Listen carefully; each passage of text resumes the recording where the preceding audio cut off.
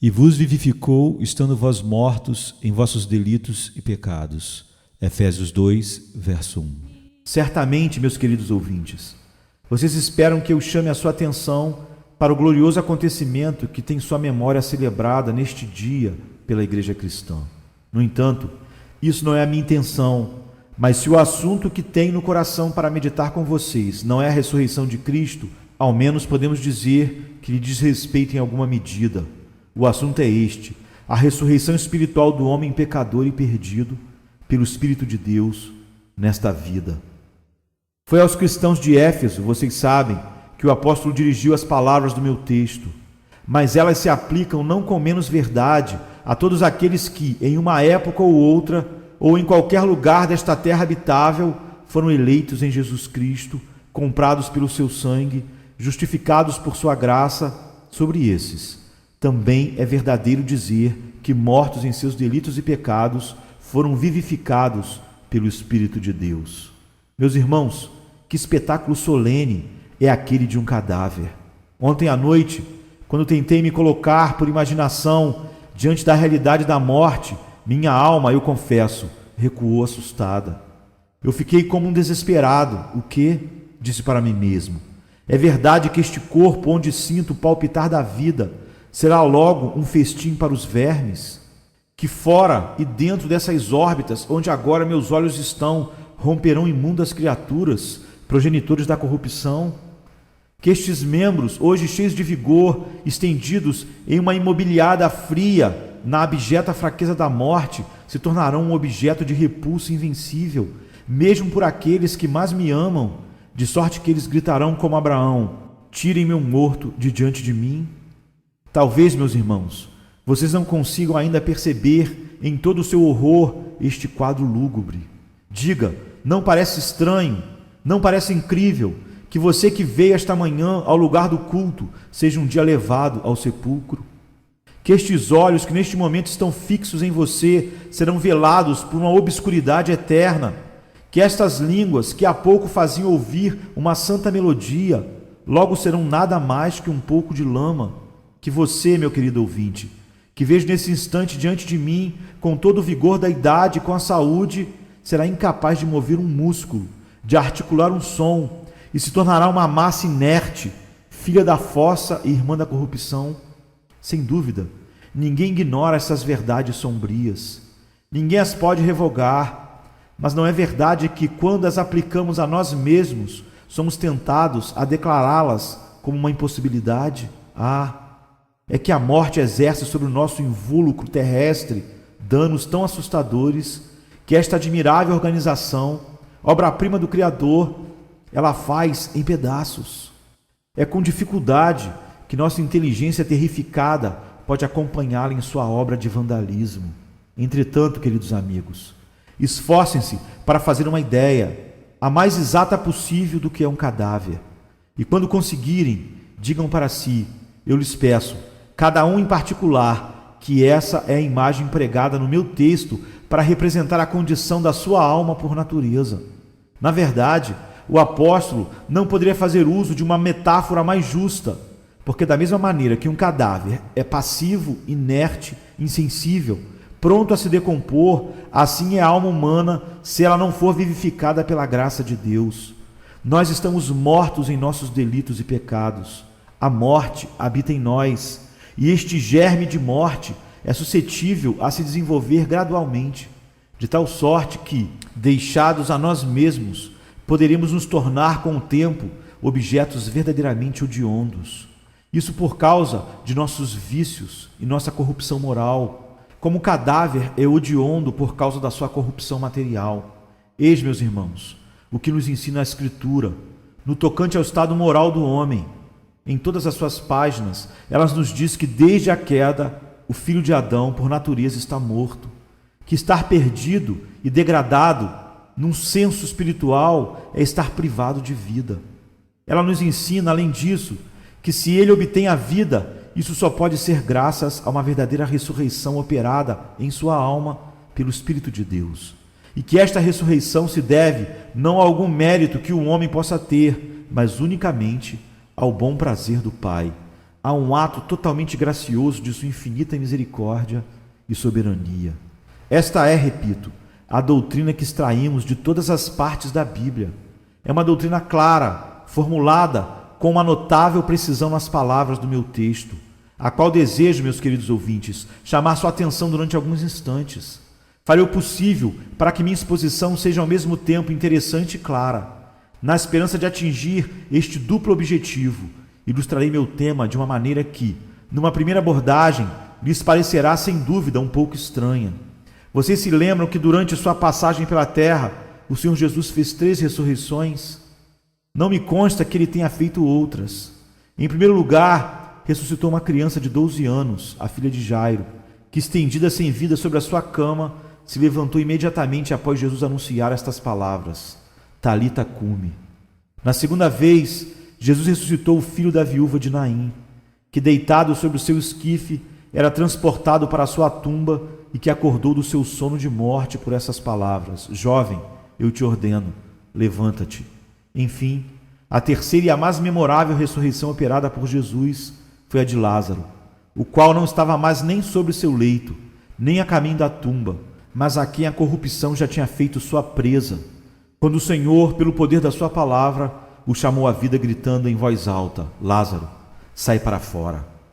Estes 3 feitos, meus queridos amigos, eu os transportarei, por assim dizer, para o domínio espiritual e lhes empregarei como tipos ou imagens que representem sucessivamente as diferenças exteriores que existem entre as almas não convertidas, ainda que sua condição seja fundamentalmente a mesma.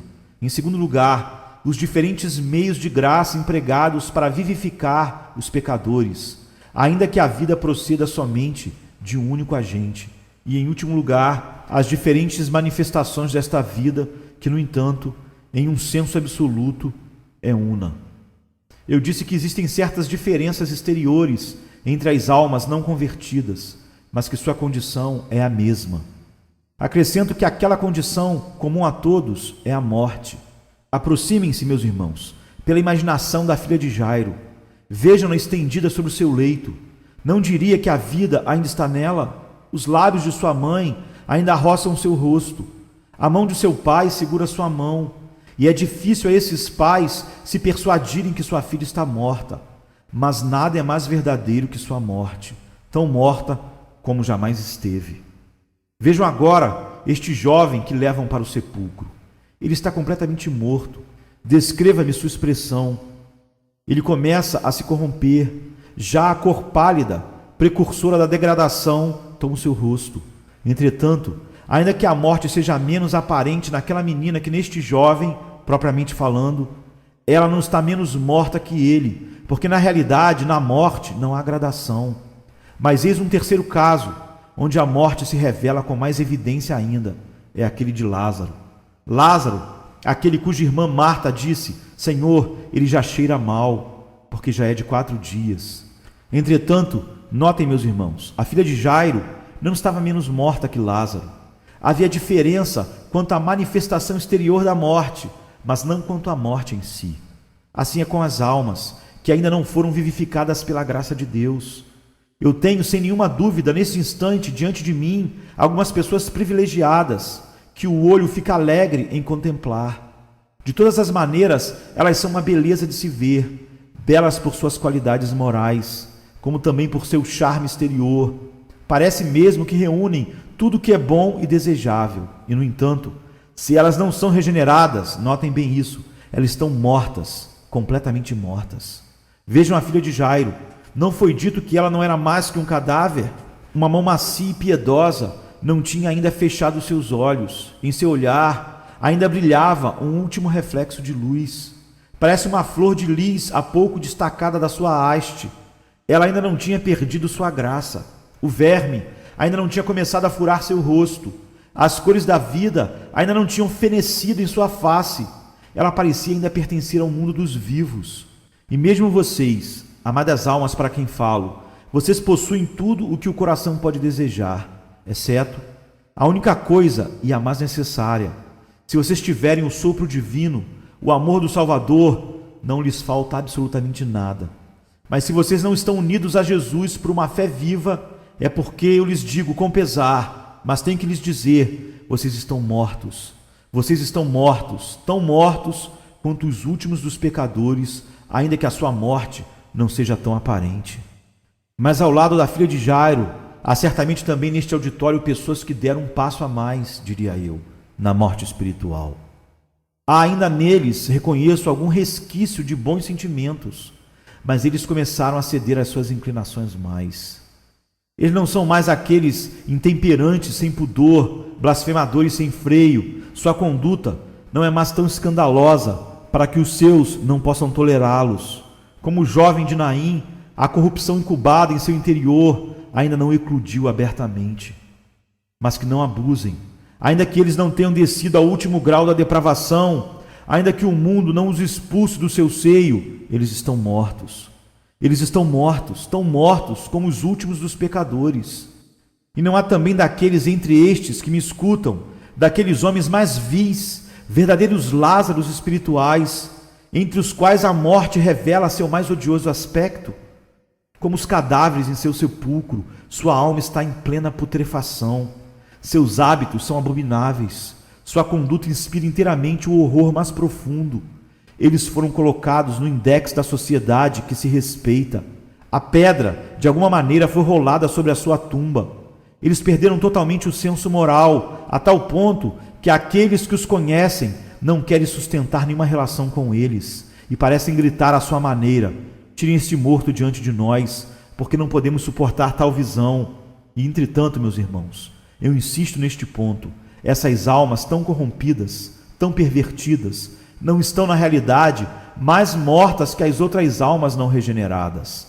Assim como Lázaro não estava mais morto que a jovem a quem lhe faltava o sopro de vida, os frutos da morte são mais visíveis, isso é verdade, em uns do que em outros, mas todos igualmente foram privados da vida.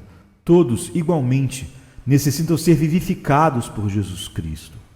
Mas permitam-me, meus amigos, de entrar em alguns detalhes e de lhes indicar os traços principais que constituem a diferença existente entre as três classes de almas sobre as quais acabo de falar. Para isso, continuemos a examinar o texto e voltemos primeiramente à filha de Jairo. Eis aqui esta jovem, olhem-na de novo. Sua visão está longe de lhes repugnar. Em vez disso, ela lhes atrai, não é verdade? Ela está morta e, no entanto, ela ainda é bela. Ainda que sem vida, ela está cheia de beleza e graça.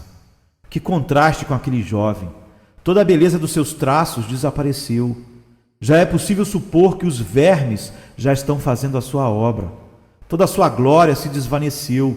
Que contraste, sobretudo, com Lázaro! Este não é mais que um poço de corrupção. Mas na filha de Jairo existe, repito, uma beleza exterior. Ocorre o mesmo com muitos daqueles que me ouvem neste momento. Não está com efeito, cheio de graça, aquela jovem alma em quem o sopro impuro do pecado parece ter respeitado sua candura? Quem não lhe poderia amar? Não é ela amável? Não é ela bela entre todas? Não é ela digna de ser admirada, até mesmo de ser imitada? Ah, sem dúvida, ela é tudo isso. Talvez mais ainda. Eu sou o primeiro a concordar, mas infelizmente, Deus, o Espírito Santo, ainda não soprou sobre ela. Ela não reconheceu Jesus como seu Salvador, nem implorou seu perdão. Ela possui tudo, exceto a verdadeira religião, e por isso ela está morta. Morta apesar da sua beleza, apesar de todos os seus atrativos. Oh, minha irmã, minha querida irmã, por que é preciso que seja assim? Porque é preciso que você, tão doce, tão amável, tão meiga, tão compassiva, e eu sou obrigado a contá-la entre aqueles que estão mortos em seus delitos e pecados. Como meu mestre chorou pelo jovem rico, que tinha guardado todos os seus mandamentos, mas a quem faltava uma coisa, assim eu choro por você hoje. Sim, choro ao pensar que você, ornada de qualidades tão preciosas, de tantos dons do coração e do espírito, você não está menos mergulhada na morte. Porque não tenha nenhuma ilusão, você está morta por tanto tempo, porque não põe sua fé em Cristo. Sua bondade, virtude, excelência não lhe servirão de nada. Você está morta e não poderá viver se Jesus não lhe der vida. Notem, além disso, que a filha de Jairo está ainda rodeada de amigos. Ela acabou de exalar o último suspiro e sua mãe a cobre de ternos beijos. É possível mesmo que ela esteja morta? As carícias que lhe fazem não conseguirão reanimá-la? E as lágrimas ainda quentes que caem sobre ela não bastarão para fecundar essa terra fria, é verdade, mas que parece ainda tão rica, para que a vida brote do seu seio? Infelizmente não. Essas carícias, essas lágrimas são estéreis. Falta a semente da vida. A criança não respira mais, porém, alguém a envolverá nos seus braços, alguém a cobrirá de testemunhos de amor. Que contraste com aquele jovem. Ele está estendido sobre o seu caixão. Ninguém lhe tocará mais. E se alguém o tocar, ficará imundo. Que contraste, sobretudo, com Lázaro. Uma pedra está selada sobre ele. Não acontece o mesmo com vocês? Almas amadas, sobre as quais já me referi, vocês não são objetos do amor de todos. O povo de Deus mesmo lhe dirige uma afeição cordial. Ele lhes procura, estima, aprova. Seu pastor ora frequentemente por vocês. Admitidas nas assembleias dos filhos de Sião, vocês se assentam com eles, como se deles fizessem parte. Vocês ouvem o que eles ouvem, vocês cantam o que eles cantam. E, no entanto, infelizmente, a vocês lhes diria: vocês estão ainda na morte. Só lhes falta uma coisa, e é a única coisa que lhes pode salvar. Só lhes falta uma coisa: a vida. Em vão os filhos de Deus lhes abrem os braços. Em vão eles lhes acolhem em sua companhia. Eles não saberiam acender em vocês esta fagulha sagrada de vida. E se nunca vocês a obtêm, saibam, vocês devem se juntar ao maior dos pecadores para repetir com o apóstolo: quando ainda estávamos mortos em nossos delitos e pecados, Deus nos vivificou juntamente com Cristo. Mas consideremos ainda a menina. Notem que ela não foi vestida dos sinais da morte, nem as faixas e os lençóis a envolvem. Ninguém tirou suas roupas comuns. Ela está vestida exatamente como estava no dia em que, sentindo os primeiros sintomas da sua doença, foi estendida na cama. Ninguém a preparou definitivamente para a morte. Não ocorre o mesmo com o filho da viúva. Os aparatos para a sepultura o envolvem. Nem ocorre com Lázaro. Está com os pés e mãos atados. Mas outra vez lhes digo, a filha de Jairo está ainda vestida com roupa típica dos vivos. Assim é a alma simples e ingênua da qual falo. Até o momento, ela parece não ter nenhum hábito pecaminoso, nenhuma tendência má declarada, enquanto que aquele jovem já está aprisionado nos lençóis da sua má conduta, e que o pecador envelhecido nos seus vícios estão ligados os pés e as mãos em suas paixões desordenadas. Esta alma se veste de todos os ornamentos exteriores da piedade. Ela age como os cristãos, ela fala como eles. Sua conduta parece pura, digna de elogios, irrepreensível. É com muito custo que nela se poderia discernir algum erro, infelizmente. Infelizmente, querida alma, porque é preciso que tão bela joia, de aparência tão amável, esteja coberta de morte. Inutilmente você enfeitou sua fronte com a joia da caridade. Inutilmente você cingiu seus rins com o casto vestido da pureza exterior. Infelizmente, minha irmã, é preciso que eu lhes diga: se você não nasceu de novo, você está ainda na morte. Sua excelência se desvanecerá como a brisa. Suas boas obras passarão como a fumaça. E no dia do julgamento, você será separada dos justos, a menos que Deus lhe dê vida. Eu gemo. Eu gemo amargamente sobre esta multidão de jovens almas que parecem ter sido preservadas até aqui de toda a sujeira do mundo, mas que não estão menos sem vida e salvação. Quisera Deus, rapaz, quisera Deus, moça, que desde os seus primeiros anos vocês tivessem sido vivificados pelo Espírito Santo. Vejam, meus irmãos, observe ainda um detalhe. No caso da jovem, a morte era, por assim dizer, uma coisa secreta. Foi no seu quarto que a menina deu seu último suspiro. Foi em seu quarto que seu corpo inanimado repousava. E nada provavelmente deixava suspeitar aos de fora o doloroso mistério escondido naquela casa de luto. Não foi assim com o jovem, porque o haviam transportado até as portas da cidade. E muita gente o tinha visto. Nem Lázaro, porque os judeus vieram de Jerusalém para chorar sobre a sua tumba. Mas a morte da filha de Jairo não teve esse caráter de publicidade.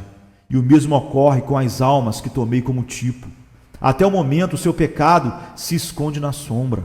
Ele está totalmente no interior. A cobiça foi bem concebida em seu coração, mas o pecado ainda não veio à luz. O germe das paixões está nelas, mas esse germe impuro não se manifestou através de atos.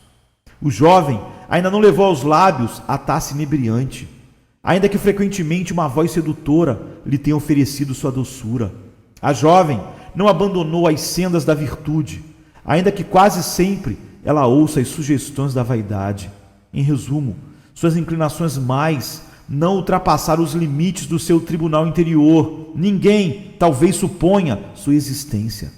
Infelizmente, meu irmão, infelizmente, minha irmã, como é triste considerar que você, cuja vida exterior é tão louvável, esconda no seu interior impurezas secretas no quarto do seu coração, e que no centro mais íntimo do seu ser você leve a morte espiritual, morte tão verdadeira, ainda que menos evidente, como aquela do pecador mais escandaloso.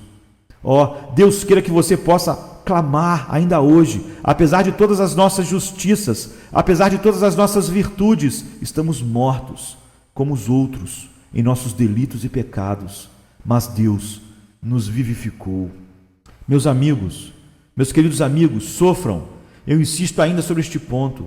Há almas neste auditório a respeito das quais eu nutro vivas apreensões. Eu já disse, elas possuem tudo o que o coração pode querer, mas lhes falta uma coisa: elas não amam o meu mestre. Jovens, que frequentam assiduamente a casa do Senhor, cujos muros são irrepreensíveis, porque é preciso que sua piedade seja como uma planta sem raiz. Virgens de Sião, que sempre vemos na casa de oração, porque é preciso que você permaneça sem a graça de Deus no seu coração. Tenha cuidado, eu lhe suplico, vocês, almas simples, ingênuas, amáveis, inocentes aos olhos dos homens. Quando chegar o grande dia em que o Senhor separará ainda uma vez os vivos dos mortos, eu lhes declaro com dor: se vocês não estiverem convertidos, regenerados, vivificados pelo Espírito de Deus, apesar de toda a sua excelência, vocês serão contados com os mortos. Mas é tempo de deixarmos a jovem menina para passar ao filho da viúva de Naim. Antes de tudo, observe, meus irmãos, que ele não está mais morto que a jovem, apenas ele está em um estágio mais avançado da morte, se posso assim falar. Venham, aproximemo-nos do cortejo fúnebre, façamos o caixão parar, contemplemos o corpo deitado. Vocês tremem, não é verdade? Vocês desviam o olhar. A aparência da pequena jovem era plena e cheia de cor, mas aqui a face está escavada e a tez pálida. E os olhos, que mancha escura em volta. Não lhes parece que os vermes vão logo aparecer, que a decomposição está se processando? Uma parte dos meus ouvintes é assim. Eles são como se estivessem no começo da sua juventude, enquanto seu comportamento estava ao abrigo de qualquer reprovação. Talvez tenham acabado de cair na rede da mulher estrangeira. Eles começam a lançar-se na carreira da libertinagem. Sua corrupção está para eclodir. Eles não são mais, como dizem, crianças no fim da infância. Não é tempo para que eles se emancipem, que outros se submetam à absurda escravidão das leis morais. Quanto a eles, são livres. Eles querem sê-lo, querem levar vida alegre, e assim eles se precipitam num turbilhão de prazeres carnais, de maneira que os sinais da morte espiritual se manifestam neles sempre com maior evidência. Notem mais, meus caros amigos, que se a jovem estava envolvida de cuidados, o jovem, ao contrário, ninguém quer tocá-lo. Ele está estendido em seu caixão. E ainda que os homens o carreguem nos ombros, é também verdade que ele inspira a todos os que estão vivos uma repulsa instintiva. Jovem, você não se vê com esses traços? Você não sabe que depois de algum tempo o povo piedoso e amigo vai tomar distância de você? Ontem ainda as lágrimas de sua mãe não rolaram em abundância enquanto exortava seu jovem irmão a fugir da sua companhia, a não seguir o seu exemplo. Sua irmã, sua própria irmã, talvez ao lhe abraçar esta manhã suplicava ao Senhor que lhe abençoasse nesta casa de oração, sendo que ela mesma tem vergonha de você. Sua conduta tornou-se tão leviana, seus propósitos tão mudados que ela cora ao lhe ver. Há também casas cristãs onde você, outrora, era bem-vindo. Você dobrava o joelho com a família reunida. Seu nome era mencionado na oração comunitária, mas no momento suas visitas a essa casa tornam-se mais e mais raras, porque quando você vai lá, lhe recebem com reservas. O pai de família, por nenhum preço, gostaria que seu filho se ligasse a você, porque sabe que você pode contaminá-lo. Seu amigo não vem mais como antes. Sentar-se ao seu lado para tratar das coisas santas, se ele ainda lhe recebe em sua casa, é simplesmente por boa educação. Mas ele não pode mais lhe tratar com sua antiga cordialidade, porque sente que entre a sua alma e a tua não existe mais nenhuma ligação de simpatia. O povo de Deus, paralelamente, lhe testemunha com frieza. Ele não lhe rejeita, ainda que de maneira aberta, mas há na relação dele com você um constrangimento que prova claramente que o teu estado de morte lhe é bem conhecido. Um outro ponto de diferença entre o filho da viúva e a filha de Jairo é que enquanto esta estava vestida com roupa típica dos vivos, o outro já estava envolto em sua mortalha. E você também, rapaz, você está envolvido em hábitos viciosos. Você sabe que o diabo, com sua mão de ferro, oprime sua alma sempre mais e mais fortemente. Houve um tempo em que você podia ainda resistir a essa opressão.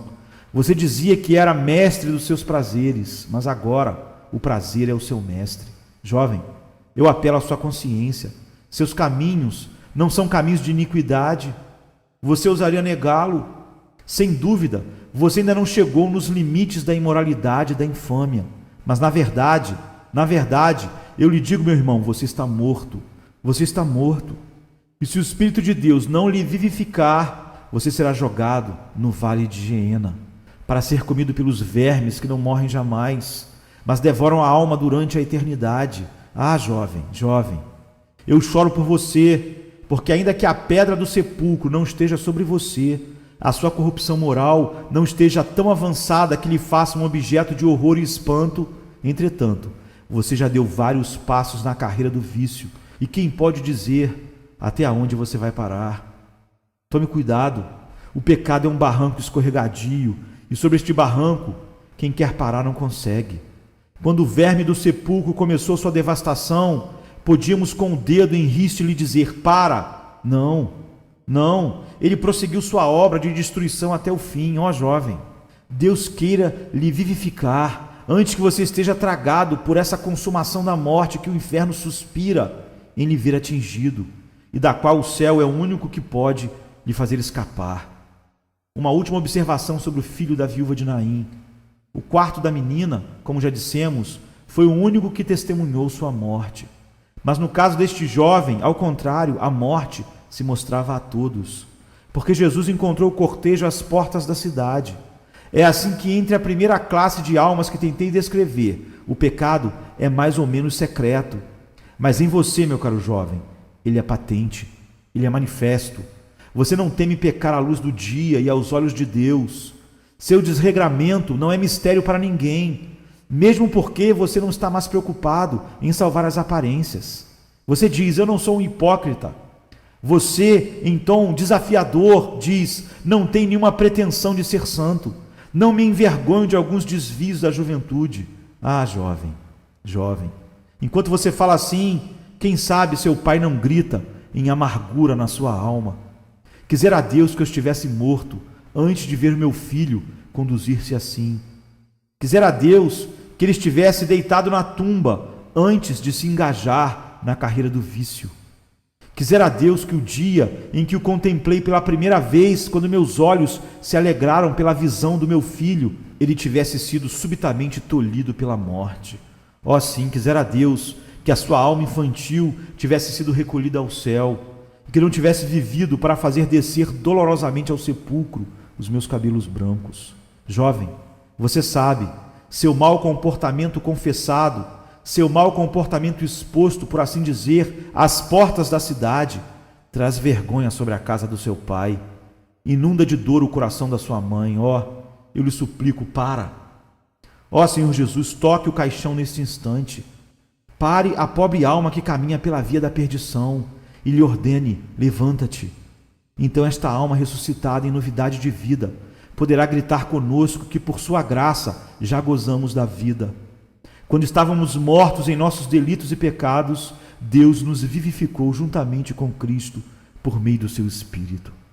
E agora, nós chegamos à terceira e última ressurreição feita por nosso Senhor, aquela de Lázaro, morto e enterrado. Ó, meus queridos amigos, eu não posso fazê-los ver a Lázaro em seu sepulcro. Retirem-se. Retirem-se para longe dele. Para onde fugir e escapar do odor infecto deste corpo em putrefação? Não somente todo vestígio de beleza desapareceu, mas é difícil ver nele alguma forma humana. Oh, que terrível espetáculo! Eu não posso empreender nenhuma descrição. As palavras me faltariam. Além disso, vocês não suportariam escutar até o fim. Como também, meus irmãos, eu não encontraria as expressões adequadas para descrever o estado moral de um certo tipo de pecadores. Meu rosto coraria de vergonha. Meu rosto coraria de confusão se tivesse que lhes revelar as obras das trevas produzidas a cada dia pelos ímpios deste mundo, produzidas talvez por alguns dos que me ouvem neste momento. Ah, como é terrível a última fase da morte física, a última fase da degradação, mas a última fase do pecado, quão mais terrível ainda é. Vários de nossos escritores modernos parecem ter uma aptidão particular para revirar aquela lama, para modificar este lodo impuro, mas eu lhes confesso, esta aptidão não é minha.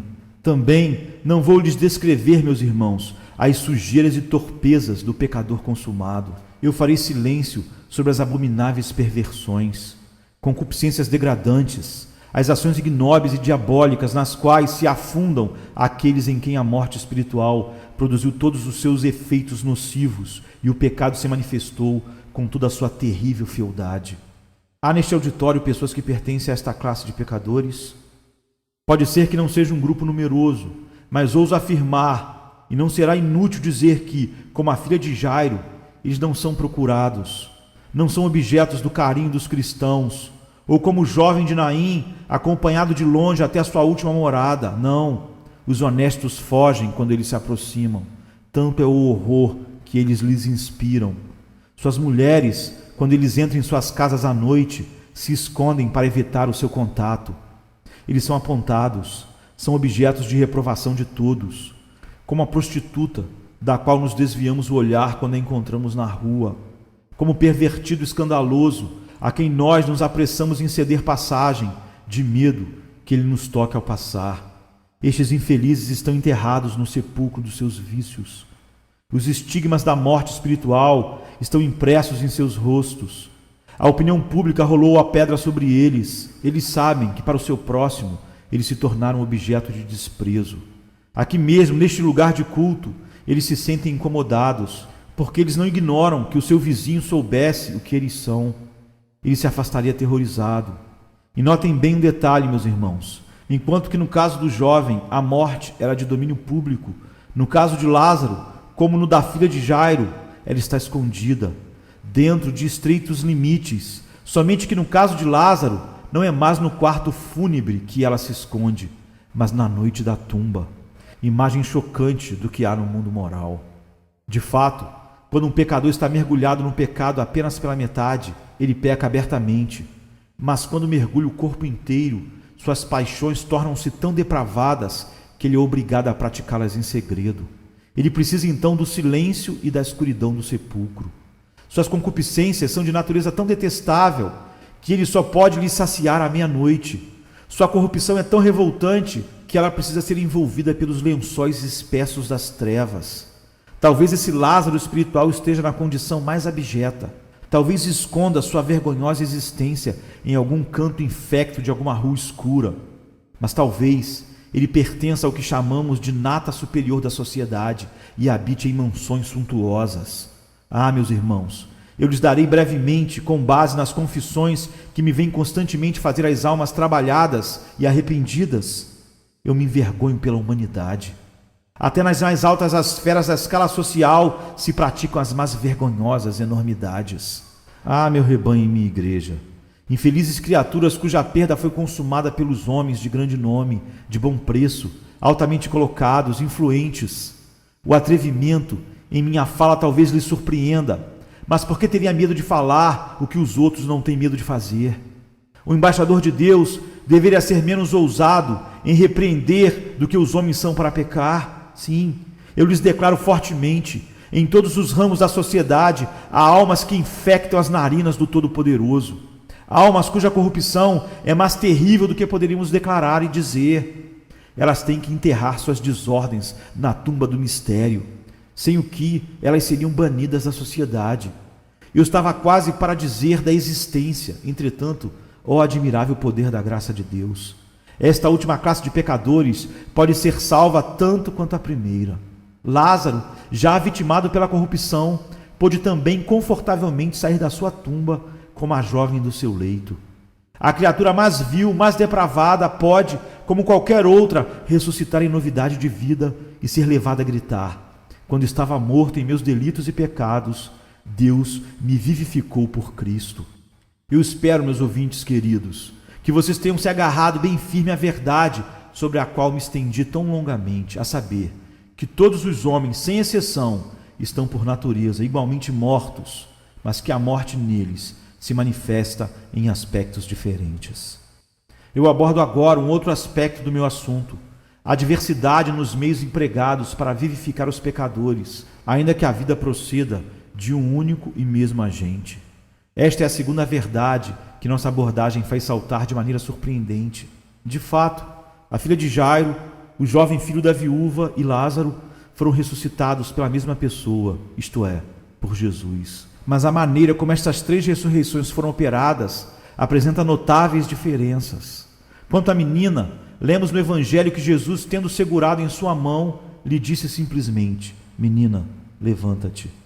Não foi preciso mais que isso. Uma voz doce e sutil, um leve toque, nenhum barulho, nenhum estrondo, e a menina acordou do seu sono de morte. As pulsações do seu coração retomaram seu ritmo de costume. É assim, meus irmãos, como Deus age frequentemente em relação às almas puras, segundo o mundo, que Ele quer converter. Para lhes despertar, Ele não usa nem os terrores do Sinai, nem o fogo flamejante, nem a nuvem espessa, nem a tempestade. Ele se limita a lhes abrir o coração, como fez com Lídia, a fim de que ela recebesse a palavra. A graça divina desce sobre tais almas docemente e sem barulho, como o orvalho sobre as flores. Quando se trata de pecadores endurecidos, esta graça cai sobre eles em torrentes impetuosas, mas é em suaves chuvas que ela se derrama habitualmente sobre as almas que estão ainda na primeira fase da morte espiritual. Talvez elas mesmas tenham dificuldade em dizer em que momento exato aconteceu a realidade da sua conversão, mas que se assegurem, se elas têm vida, foi Jesus quem as vivificou. E não obstante tenha sido menos aparente que as outras, sua conversão não é menos verdadeira. E o filho da viúva de Naim? Recobrou a vida da mesma maneira que a menina? Não. Observe que enquanto aquela recebeu a vida do interior do seu quarto, a este foi em público, em plena rua, que lhe foi dada. Observe ainda que neste caso, Jesus não tocou o morto, mas o esquife. E os que lhe carregavam pararam. Depois disso, o Senhor pronunciou em alta voz essas palavras impressionantes: jovem, eu te digo, levanta-te. Assim, enquanto Jesus comunica a vida nova à menina com uma doce pressão de mão, no caso do menino, o mesmo resultado é obtido não pelo toque, mas parando o seu esquife. É assim que o Senhor agirá provavelmente com você, ó jovem, se Ele resolver lhe vivificar. Ele começará por lhe retirar suas ocasiões de queda, seus meios de pecado. Os seus companheiros de prazer que, por seus maus exemplos, lhe levam para o sepulcro do vício, Ele ordenará que parem. Então, haverá durante algum tempo em sua vida uma reforma parcial e, finalmente, você ouvirá em sua alma uma voz forte e solene que lhe dirá: jovem, eu te digo, levanta-te. Em relação à ressurreição de Lázaro, que aparentemente parecia quase impossível, eu lhes rogo, meus caros amigos, releiam com atenção os preparativos extraordinários que o Senhor Jesus julgou necessário para precedê-la. No momento de ressuscitar a filha de Jairo, Jesus tinha atravessado o quarto, o sorriso nos lábios, dizendo: ela não está morta, mas dorme. No momento da ressurreição do filho da viúva, ele tinha dito a ela: não chore. Mas nas circunstâncias que estamos considerando, Jesus é mais grave, mais sombrio. Ele está diante de um cadáver se corrompendo em sua tumba. Como sua alma não estaria entristecida? É nesta ocasião que o evangelista nos diz: e Jesus chorou. E depois que chorou, tremeu dentro de si. Depois ele disse: tirai a pedra. Em seguida, elevando os olhos ao céu, pronunciou essa sublime invocação: meu Pai, eu te dou graças por teres me ouvido. Enfim, depois de recolher-se assim, gritou em alta voz: Lázaro, saia para fora. Coisa digna de nota essa expressão. Ele gritou em alta voz. Nós não encontramos isso no relato das outras duas ressurreições. Jesus falou aos 3 mortos. Foi sua palavra que os vivificou, mas parece não ter elevado a voz, exceto em único caso, o caso de Lázaro. Há neste auditório uma alma vil entre as vis, um ser que chegou ao mais baixo degrau da depravação. Ah, pecador, eu lhe direi: possa meu Salvador lhe vivificar. Ele pode fazê-lo, mas saiba, isso lhe custará muitas lágrimas. Sim, quando ele vier lhe disputar com os horrores da dissolução e lhe arrancar desse tenebroso sepulcro onde você afunda em seus vícios, Jesus virá chorando sobre os seus crimes, gemendo sobre os horríveis danos que a morte espiritual fez em sua alma. E mais, há uma pedra sobre você para ser retirada: seus hábitos pecaminosos. E mesmo quando esta pedra tiver sido levantada de sobre você, um som doce e sutil não poderia lhe acordar, não. Para lhe converter é preciso nada menos que a voz tremenda do Eterno, esta voz que faz tremer o deserto e quebra os cedros do Líbano. John Bunyan, o imortal autor de O Peregrino, era um desses Lázaros espirituais, que meios tremendos foram empregados com ele: pensamentos terríveis, angústias tenebrosas, abalos medonhos. Tudo foi feito para lhe vivificar e trazer a salvação. Não diga então ao pecador que Deus não te ama, se ele terrifica você, se ele terrifica a sua alma pelos trovões do Sinai, mas reconheça logo que você estava profundamente mergulhado na morte, para que uma voz menos formidável que a de Cristo pudesse bater em suas orelhas e tirar você dela. Mas cheguei à última parte do meu tema.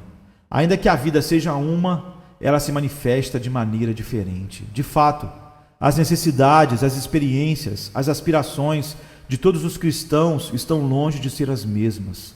Eu teria muito a dizer sobre este ponto, mas sinto que me falta tempo para desenvolvê-lo de uma maneira satisfatória.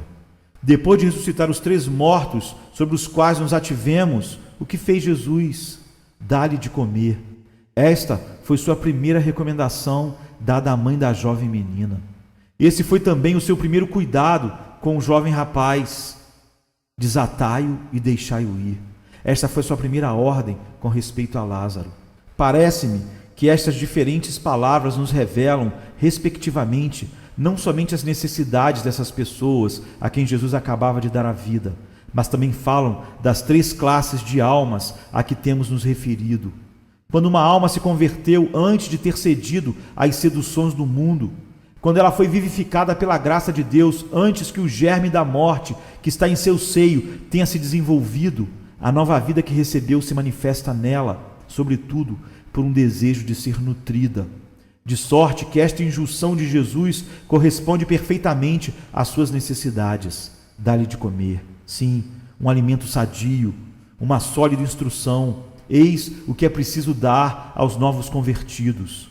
Em geral, pouco esclarecidos, eles têm necessidade de ser edificados na fé. Com frequência, suas ideias sobre o pecado e sobre a salvação não são claras como daquelas almas chamadas ao conhecimento de Cristo, quando já estavam mais avançadas na vida ou no mal. Também, o leite espiritual e puro do Evangelho é mais necessário àquela primeira classe de crentes do que qualquer outra. Que os ministros da palavra velem com um cuidado todo particular sobre as ovelhas do seu rebanho. E quando novas almas entrarem no redil, que não esqueçam da ordem do seu mestre: apacentem as minhas ovelhas. E vocês, jovens, não sejam negligentes em satisfazer essa fome e sede de conhecimentos espirituais, traço distintivo pelo qual se manifesta em vocês a vida divina. Busque instrução junto ao seu pastor. Busquem-na em bons livros. Procurem-na, sobretudo, na Escritura. Tal deve ser sua atividade principal, dar-lhe de comer. Quanto ao filho da viúva, nos diz o texto sagrado que Jesus o deu à sua mãe. O mesmo Jesus fará com você, jovem rapaz, se ele lhe fizer passar da morte para a vida. Filho, seu lugar de predileção eram os joelhos da sua mãe. E se Deus não havia lhe convertido antes, é ainda para junto de sua mãe que ele lhe fará voltar. Você procurará com zelo a doçura da vida doméstica, as alegrias puras da família. Nada há mais poderoso que a graça divina para estreitar os laços que o pecado havia desfeito. Quando um jovem se entrega à dissipação, logo se afasta da carinhosa influência de sua irmã, da atenção vigilante de sua mãe. Mas no momento em que seu coração é tocado, ele sente novamente a necessidade dos cuidados delas e experimentam ao lado delas um sentimento que nunca antes tinham conhecido. E esta atração não acontecerá somente em relação a seus parentes, segundo a carne, mas em relação à grande família dos filhos de Deus. Da mesma maneira que Cristo deu o filho da viúva de Naim à sua mãe, assim, ao lhe comunicar a vida, ele lhe porá nos braços da igreja, a mãe espiritual de todos os crentes. Portanto, quando você for vivificado, procure sempre com mais zelo a companhia dos justos, porque da mesma maneira que as más alianças lhe transportavam para o sepulcro da perdição, você terá necessidade do apoio de amigos cristãos para lhe sustentar na marcha em direção ao céu. Chegamos, enfim, à ordem de Jesus relativamente a Lázaro: desatai-o e deixai-o ir. Eu confesso que não posso explicar porque o filho da viúva de Naim não estava envolto em faixas como Lázaro. Tenho examinado inutilmente inúmeras obras que tratam dos hábitos e costumes orientais. Não consegui elucidar esse fato que, no entanto, é tão evidente no texto sagrado. Nos é dito com efeito que logo que Jesus se dirigiu ao jovem, este se assentou e começou a falar, enquanto que Lázaro, preso em suas bandagens que lhe tolhiam seus movimentos, e a cabeça envolvida por um lenço que lhe impedia, provavelmente, de articular algum som, parece ter saído do sepulcro com grande dificuldade. Repito, como explicar esta diferença? Eu estaria inclinado a pensar que devemos procurar a causa na diferença da classe social. O jovem era filho de uma viúva que talvez não tenha podido envolver seu filho, a não ser em lençóis grosseiros, enquanto que Lázaro, sendo mais rico, foi enfaixado com cuidado, seguindo os costumes daquele tempo. O que quer que seja, esse detalhe em si mesmo é de pouca importância. Mas o que desejo que vocês notem, meus caros amigos, é a aplicação que podemos fazer da terceira classe de pecadores sobre a qual temos falado. O Senhor, enquanto os ressuscita, age com o jovem da mesma maneira que fez com Lázaro. Depois de lhes dar vida, ordena que lhes sejam postos em liberdade. Ele lhes ajuda a desvencilharem-se de seus hábitos pecaminosos, a romper com seus vícios.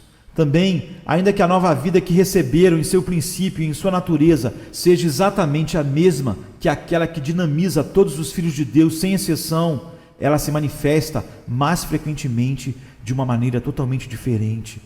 Para estes, o grande desafio não é nem crescer no conhecimento, nem de andar na comunhão dos santos, não. Eles têm que fazer tudo quanto podem para se desembaraçarem do lençol dos seus pecados, para se despojarem das suas paixões carnais. Talvez, infelizmente, até a morte.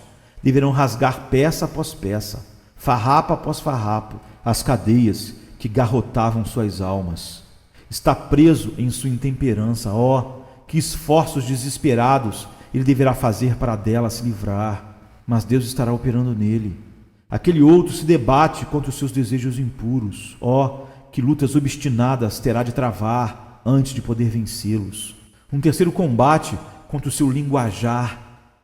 Que brava fé terá que ter para refrear suas más expressões, sempre prontas a subir sobre os seus lábios. Um outro ainda vagueia com o seu amor pelos prazeres e vaidades deste século. Ele renunciou, mas quantas vezes seus velhos amigos lhe procurarão para lhes atrair novamente para o mundo?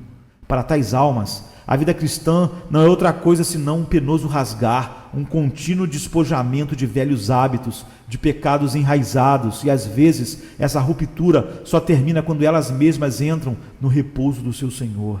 E agora, meus queridos ouvintes, antes de lhes deixar tem que lhes fazer esta séria pergunta: vocês foram vivificados? Cuidado! Quer vocês sejam bons ou maus segundo o mundo, respeitados ou desprezados pelos homens, eu lhes declaro solenemente: se vocês não foram ressuscitados em novidade de vida, estão mortos em seus delitos. E se vocês deixarem este mundo neste estado, estarão eternamente perdidos. Entretanto, que ninguém entre vocês se desespere. Cristo pode ainda lhes vivificar. Ele pode mesmo vivificar os mais degradados dos homens. Deus queira que hoje mesmo vocês sejam tocados para a salvação. Quisera Deus que esta voz potente que gritou: Lázaro, saia para fora, batesse nesse instante nas orelhas dos grandes pecadores, de sorte que, abandonando o sepulcro dos seus vícios, o intemperante passasse à sobriedade, a mulher de vida má para a continência. Deus queira, sobretudo, Deus queira abençoar abundantemente sua palavra, para que as almas jovens, puras e cândidas ainda, que a ouviram neste dia, possam compreender que por natureza estão mortas como as outras, e possam se tornar desde agora filhos de Deus pela fé em Jesus Cristo. Quanto a vocês, meus caros amigos, que já tiveram a felicidade de serem vivificados, permitam-me lhes dirigir uma única palavra de exortação: tomem cuidado com as ciladas do diabo. Não tenham dúvida, ele anda continuamente em derredor, então vigiem e orem. Que seus espíritos estejam sempre ocupados com bons pensamentos, e assim o adversário não poderá lhes prejudicar. Eu lhes digo ainda, desconfiem das artimanhas de Satanás. Guardem seus corações mais do que qualquer outra coisa que se possa guardar, porque é do coração que procedem as fontes da vida. Que Deus lhes abençoe, meus muito amados, pelo amor de Jesus Cristo. Amém.